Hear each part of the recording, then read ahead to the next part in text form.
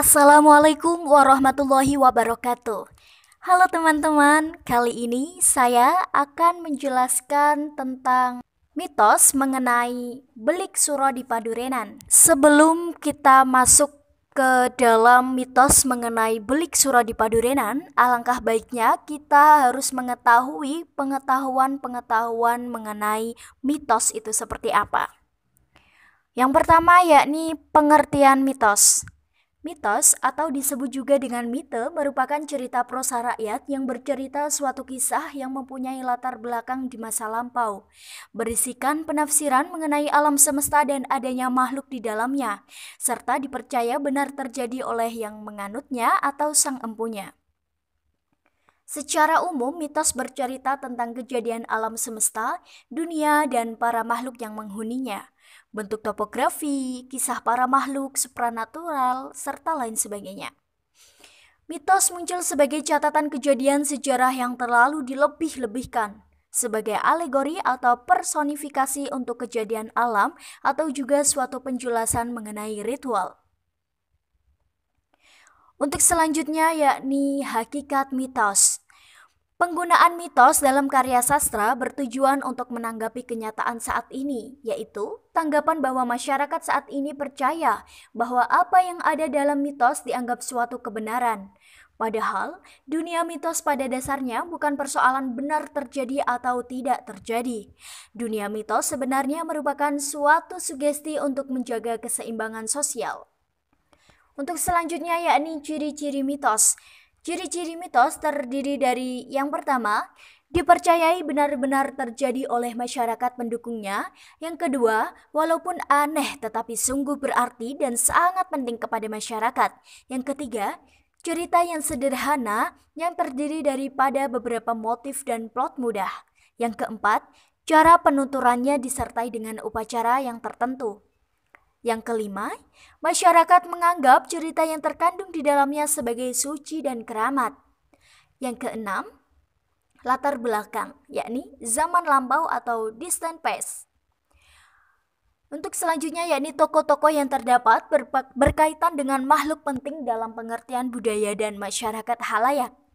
Untuk yang terakhir yakni lambang kepada masyarakat halayak karena ketahanannya bergantung kepada kekuatan, kepercayaan, dan penerimaan masyarakat halayaknya.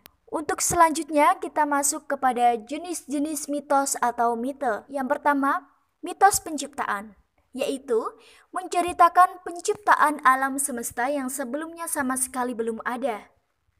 Yang kedua yakni mitos kosmogenik, yaitu mengisahkan penciptaan alam semesta, hanya saja penciptaan tersebut menggunakan sarana yang sudah ada atau dengan perantara. Yang ketiga, mitos asal-usul, yaitu mengisahkan asal mula atau awal diri seekor binatang, jenis tumbuhan, sebuah lembaga, dan sebagainya. Yang keempat yakni mitos teogenik, yaitu mitos-mitos mengenai para dewa atau makhluk adikodrati. Yang kelima, yakni mitos antropogenik, yaitu berkaitannya dengan terjadinya manusia. Yang terakhir adalah mitos yang berkaitan dengan transformasi, yaitu menceritakan perubahan-perubahan keadaan manusia dan dunia di kemudian hari.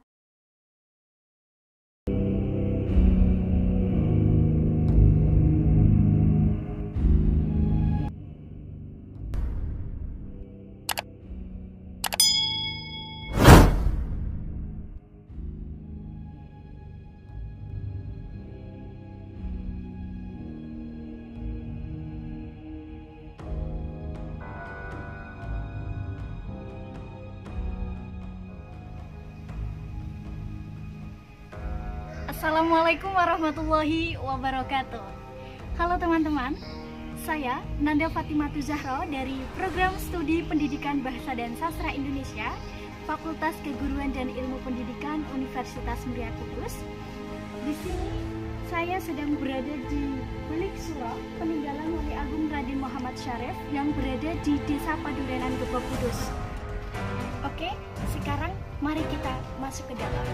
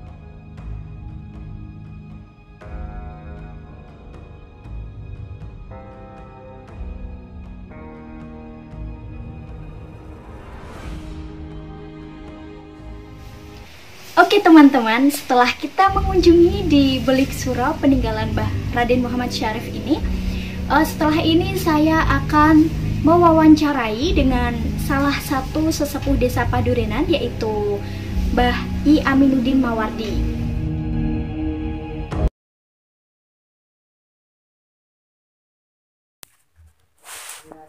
Belik Suro itu tinggalan daripada Mbah Raden. Belik yang dibuat oleh Mbah Syarif itu jumlahnya mestinya itu ada 10. Belik ini, belik ini, belik ini, belik ini, belik ini, belik ini, belik ini, belik ini, belik ini, belik ini, sampai 10 belik. Lah kenapa kok Mbah Syarif itu membuat belik kok sampai 10? Sebab apa? Sebab waktu Mbah Syarif pertama kali masuk di desa Padurenan itu kurang lebih abad 15-16 pokoknya. Pada waktu Sultan Agung. Nah itu di sini itu sudah ada tokoh sentral, namanya Mbah Rono atau Mbah Njolomego. Mbah Rono itu sudah di desa Padurenan itu sebelum Mbah Syarif wonten Durenan, Mbah. Dan beliau itu setelah Mbah Syarif datang ke sini itu kelihatannya tidak berkenan. Mbah Rono itu tidak berkenan. Sebab apa? Sebab di samping agamanya itu lain, Mbah Syarif itu agamanya Islam, Mbah Rono itu agamanya tidak Islam. Dan Mbah Rono pada waktu itu termasuk salah satu tokoh Padurenan yang berpengaruh.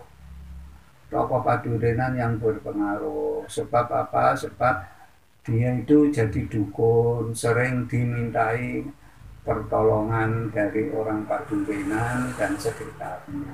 Tapi setelah Mbah Syarif datang ke sini dengan mengajarkan Islam, itu pengaruh Mbah Rono itu sedikit demi sedikit, lambat laun itu berkurang. Akhirnya setiap sepak terjangnya Mbah Syarif itu diganggu.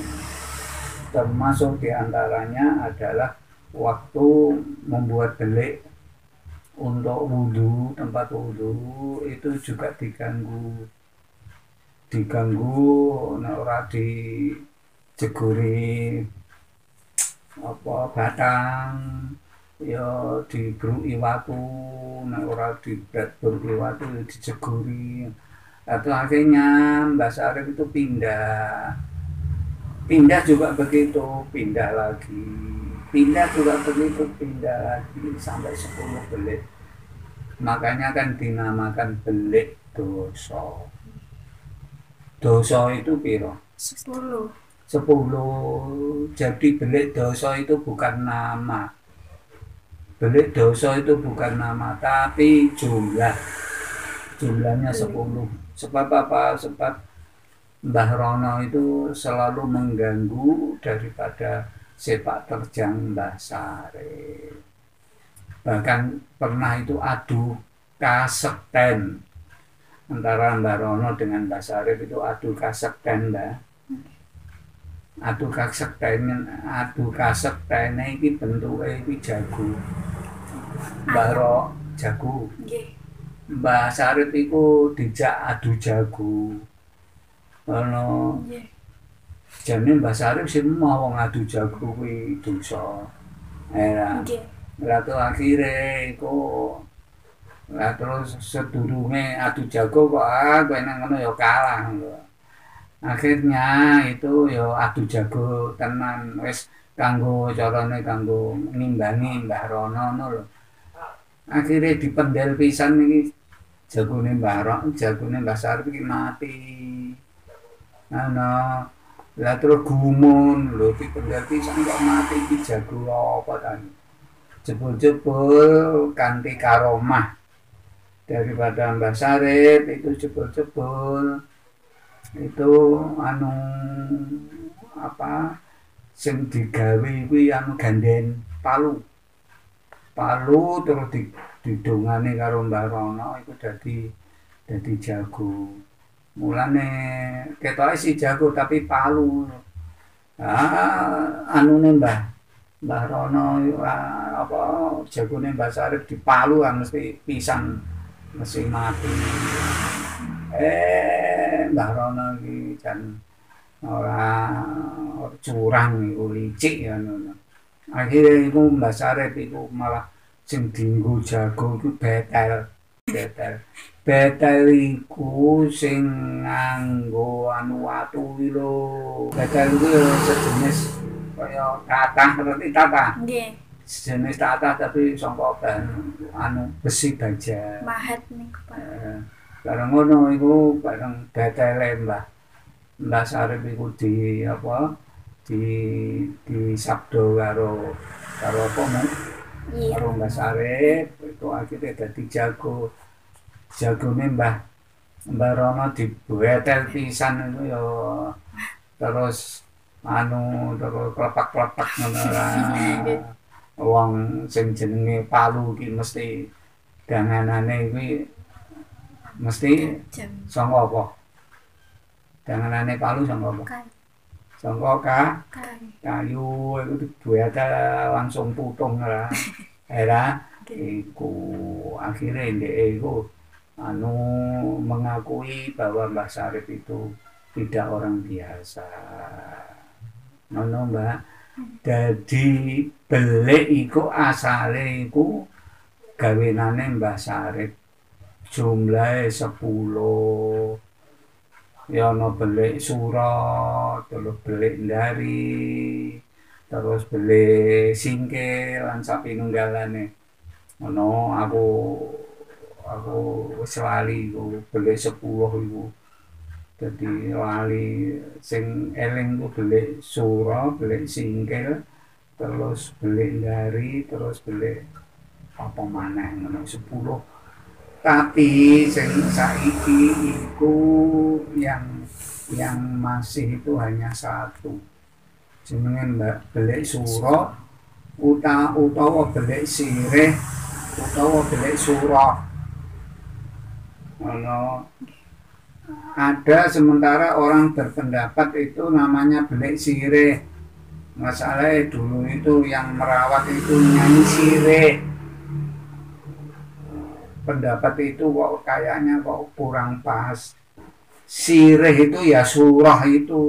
Sirih itu bahasa Jawa. Apa kromo itu kan surah. Surah itu bahasa kromonya kan sirih. Berarti nek ngono belik surah itu duwe nama 3. Belik surah, terus belik sirih. Suro karo surah iku nganggo o karo h. Ngono. Lah terus sing siji iku dikeramakno belik sirih ngono. Dan saat sekarang itu alhamdulillah itu dipilih oleh Menara Kudus itu termasuk salah satu belik yang dikirap. Iki kan Kudus Menara itu kan ono kirap belik. Banyu panguripan niku. Banyu panguripan. Alhamdulillah itu di sini belik Suro itu terpilih masuk dalam itu panguripan itu. Berarti sudah 2 kali. Insya Allah ini nanti 3 kali ini. Yang kedua kali itu masyarakat Banyuni kan didekek kene Mbak. Masyarakat itu sama datang ke sini untuk minta itu delik panguripan yang jumlahnya itu ada 53 pol. Jadi semua belik di Kudus itu dikira, dan itu orang antusias sekali itu, sampai dari luar Jawa juga.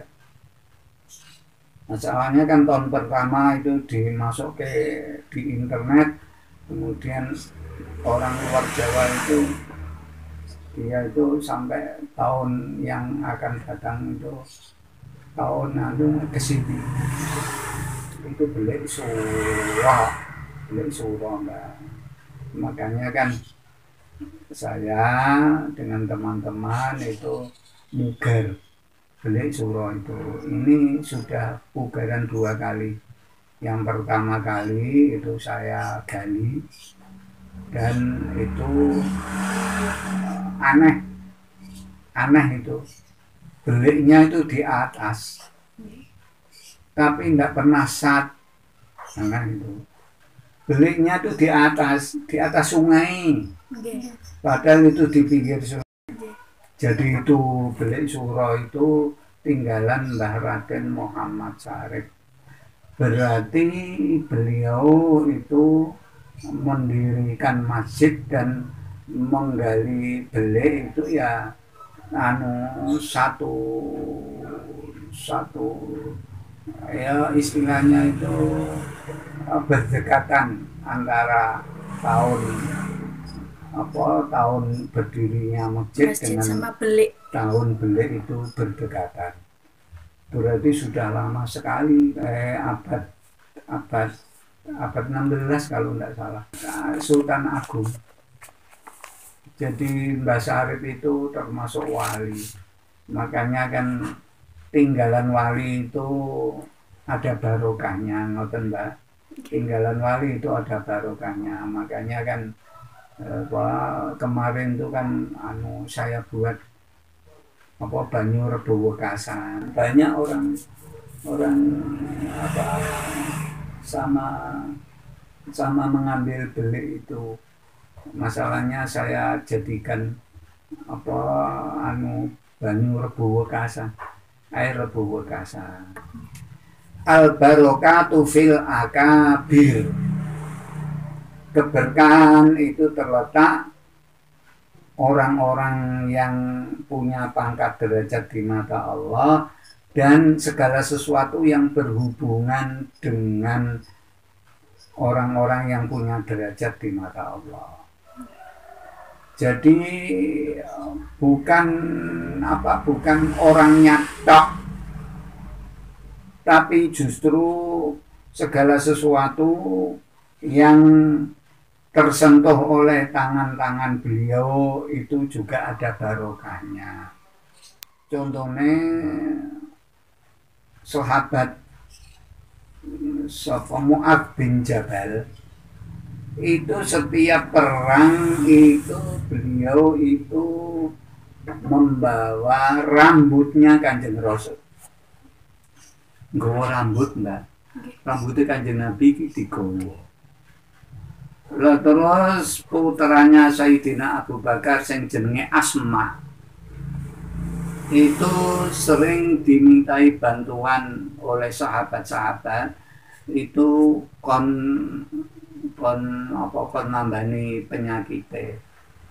Lah iku Mbak, jubahe Kanjeng Nabi iku terus dikum. Bareng dikum terus banyune kon ngombe. Delalah sangka kersane Gusti Allah iku banyu kumkuman jubahe Kanjeng Rasul iku sababiyah lho. Termasuk paham Ahlussunnah begitu Mbak. Belik surah itu tinggalannya Mbah Syarif, berhubung Mbah Syarif itu wali, makanya kan segala sesuatu yang tersentuh oleh tangan-tangan wali itu akan menjadi berkah. Imam Syafi'i itu kalau ziarah di makamnya Imam Malik, Imam Syafi'i gurunya itu Imam Malik.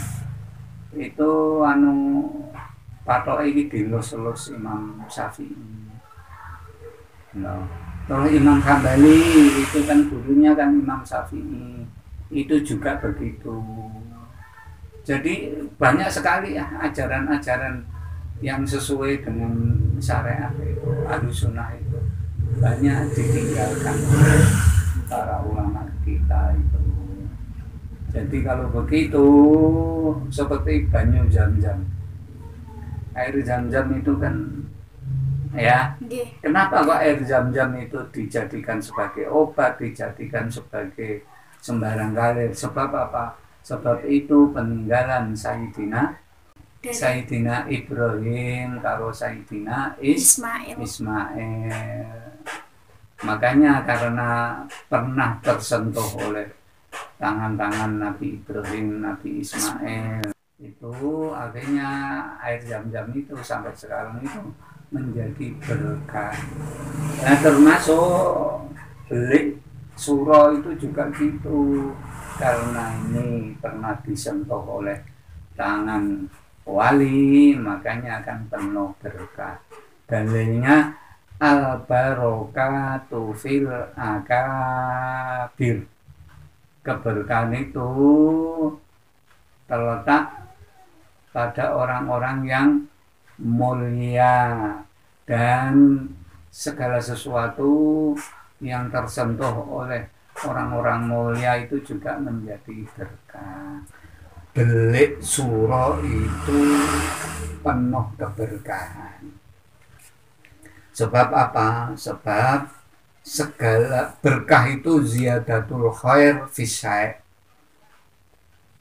tambah keapian nanggone suwiji-wiji, itu namanya berkah. Makanya itu berhubung itu tinggalan daripada wali Allah, makanya kan beli itu juga mengandung keberkahan. Keberkahannya apa? Bisa dibuat mandi, bisa dibuat minum, bisa dibuat apa saja, ngono Mbak. Mulane termasuk awet nom. Mulane sering di anu wong liya desa Mbak. Sering di anu wong liya desa. Oleh tokoh masyarakat situ, itu pada bulan Rebo akhir bulan